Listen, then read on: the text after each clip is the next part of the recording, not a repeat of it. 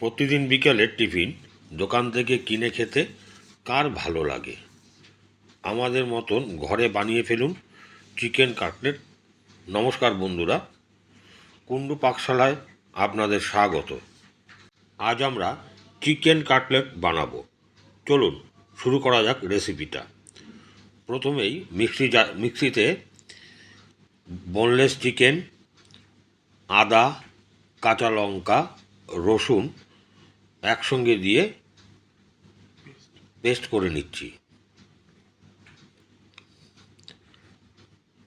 Paste করা হয়ে যাওয়ার পরে পেস্টটাকে একটি প্লেটে রেখে এবার কুচনো পেঁয়াজ, জিরের গুঁড়ো, পরিমাণ মতো হলুদের গুঁড়ো, এক টুকরো লেবুর রস,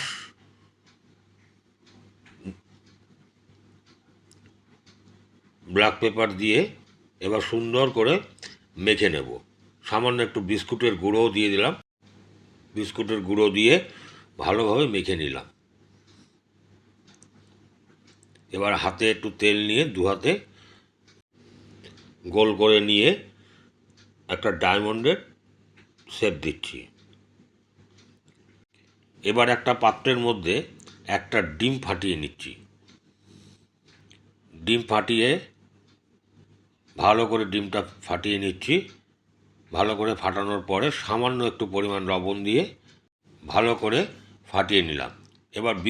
এবার পাত্রে বিস্কুটের গুঁড়ো পরিমাণ মতো ঢেলে নিলাম।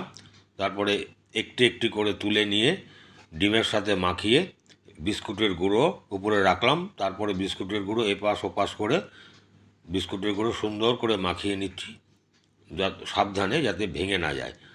এইভাবে দুটি কোট বিস্কুটের গুঁড়ো মাখিয়ে নেব, যাতে জিনিসটা ভালো হয় ভাজতে। এইভাবে করে 3টি কাটলেট বিস্কুটের গুঁড়ো মাখিয়ে নিলাম। এবার কড়াই গরম হলে সরষের তেল ঢেলে নিলাম। একটি একটি করে 3টি কাটলেট তেলের মধ্যে ছেড়ে দিলাম লো ফ্লেমে। আস্তে আস্তে করে এপিট ওপিট করে ভেজে নেব, যাতে ভেঙে না যায়। হ্যাঁ, দেখুন লাল হয়ে এসছে,